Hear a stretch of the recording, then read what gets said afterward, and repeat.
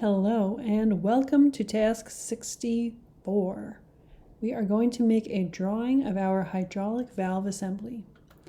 I just wanted to go through the instructions with you before we get started and show you what our end result should look like. So the question of the day is, how do we create a bill of materials, or BOM for short? We are going to reload our task 63, make a copy of it, and call it task 64. On the assembly page, we're going to build the bill of materials, and then we're going to create a drawing of the assembly with a shaded isometric view. We'll add the bill of materials to the drawing, anchored to the top right corner, and then we'll add callouts for each of the parts. Finally, we will update the title block and snip our completed drawing with our name and bill of materials visible, of course, and we will submit our project. The final result should look like this. It should look like our assembly on the left in an isometric view, those labels 1, 2, 3, and 4 with the arrows pointing at the parts are called the callouts. We're going to add them to our drawing, and notice in the top right the drawing has a chart called the bill of materials. It lists all of the parts. We're going to get into that very soon. And then we also have in the lower right corner, we have the title block where we can fill in the title of the drawing, perhaps the name of the designer, the date, things like that. So without further ado, let's get started. We are going to look at Onshape and find our task 63. So wherever you save task 63, go ahead and open it, find your hamburger menu, and we're going to copy the workspace. I'm going to call mine task 64 with my name on it. And you can put your name on yours, of course. I'm saving it in my classwork folder. Here we go. So we said the first thing that we would want to do is create what's called a bill of materials. So the bill of materials is a chart that lists all of the parts for our assembly, how many of each we need, maybe some basic information like what material it's made out of, what part number it is. So we are going to find the bill of materials tab over here on the right. Quick side note, you're not going to find it in your Part Studio. That tab does not exist in your Part Studio. If you've already started a drawing, I happen to practice, I made a drawing here earlier, it's not going to be on your right-hand side in the drawing context. You can only find that bill of materials tab in the assembly context. There it is. So make sure you're looking at your assembly tab when you try to do this. You want to find the bill of materials table on the right, and when you open it, you should see a chart that shows the items in the different parts in our assembly, how many of each part you're going to need. So this full word is quantity. If I want to adjust that, which I recommend you do, you should adjust each of these columns to be an appropriate size. I can just put my mouse on the line in between these columns and drag until the column is the size that I want. You might also see columns that are way too wide. You can clean them up and make them a bit smaller. It's a bit easier to read everything. In order to make my bill of materials, I had to add the name. You can choose that by finding the Add Column pull down and choosing any information that you want about your assembly. So look for the item name. You should definitely add the name of the part. And then if you see something else that's interesting to you, you can try adding it also. We definitely want, I just noticed appearance. That kind of shows the color of each item. That's kind of interesting too. The description should be listed. The part number you're going to have to fill in yourself. So I have for the cylinder 1023. For the O-ring, the part number I have is 2342.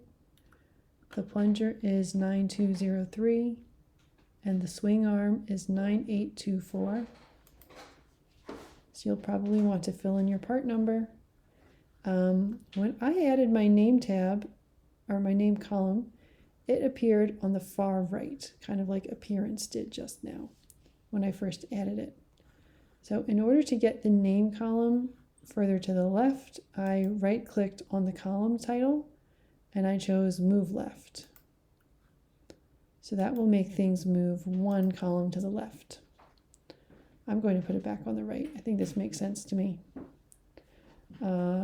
So go ahead and play with your bill of materials. Make sure everything is filled in. And when you are ready, you can go on to making your drawing. So let's go ahead and do that. We're going to click on the plus sign to add a tab again, much like we do when we're making an assembly, but this time we're going to choose Create Drawing. We're basically making a design drawing that you could send to a producer in order to build your design. So when you first see Create Drawing, Drawing 3, or you might be doing Drawing 1, I'm on my third, you might not see what I'm seeing. So make sure, we actually want our drawing to be in millimeters. I will show you why. If you click on your menu here and you choose Workspace Units, you'll see that our length default unit is millimeters. This drawing is in millimeters.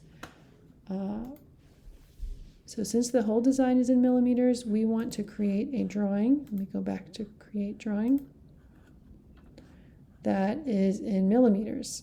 So if you don't see this ANSI AMM template, where the MM is millimeters, click on Show Onshape Drawing Templates, and you will find that option in here, ANSI A.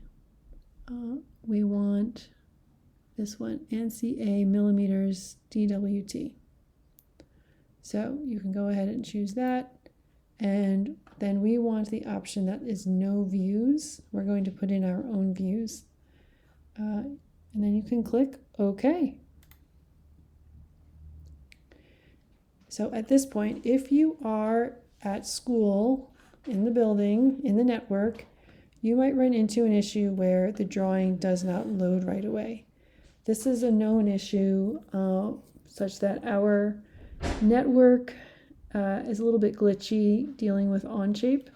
So if you have an issue, go ahead and just refresh.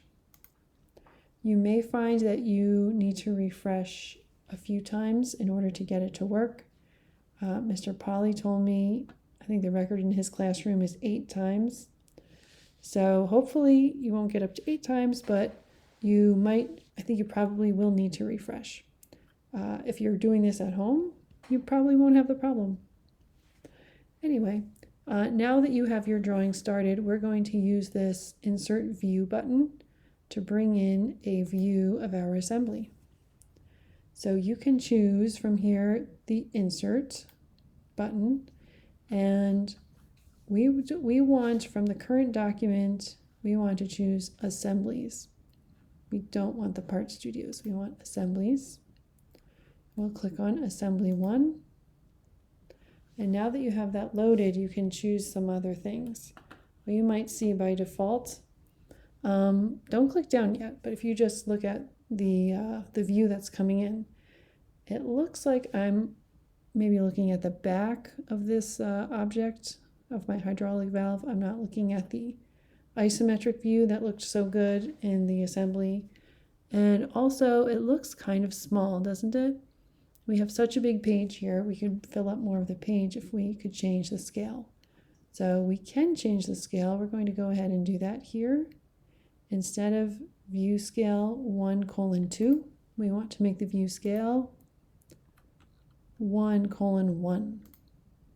And notice how much bigger our assembly looks. Also, we can change the view orientation from front view to isometric, and then that really gives us a much better sense of the assembly and all of the pieces and how they look. So we want to make sure that we have changed our view scale, that we have changed the view orientation to isometric, and then we can place the image by clicking once where we want to place it. So I recommend putting it on the left-hand side. And now that I have placed my image, it looks okay, but wouldn't look even better in color. Let's right-click on the isometric image. We're going to click on Show Hide, and we're going to choose Show Shaded View. So this should show us the colors and some shading. Let's see. Yeah, this looks good. This is basically what we were looking at in our assembly tab, isn't it? Next, we want to add our bill of materials. So we can find a button in our menu called BOM Table. If you don't see it, pull down some of your menus and look for BOM Table. It's kind of, it looks like an arrow with a list underneath of it. So let's click there, and then you kind of see the chart floating. You can choose where you want to place it. I guess I'll put mine over here. I'm going to have to move my assembly over. And you can either, some people kind of let it sit without touching the corner. I was trained to put it overlapping the lines right here on the corner, so I'm going to do that. And we can kind of see all of the information that we had in our other tab.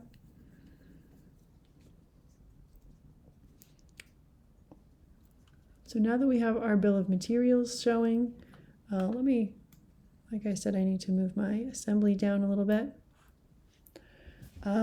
We want to actually indicate what each item number corresponds to.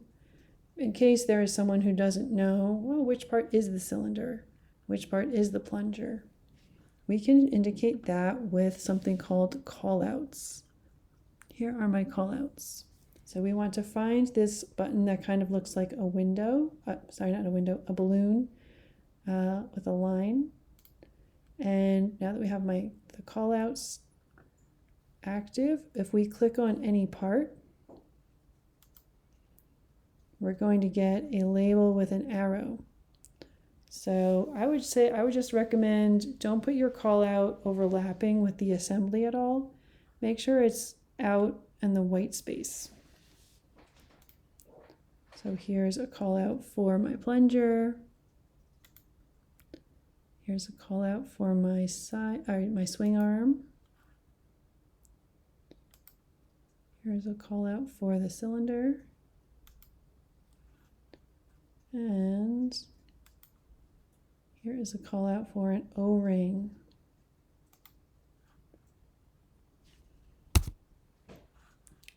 So now we have everything labeled. We have our bill of materials. The last thing to do is to fill in the title block. The title block is almost like if you put a heading on your homework. This is where you would put information like that. You can put in the title of the project. So I'm going to call it hydraulic valve.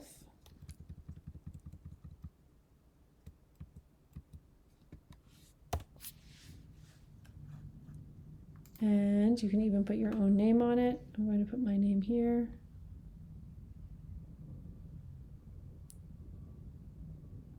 I'll put it up here.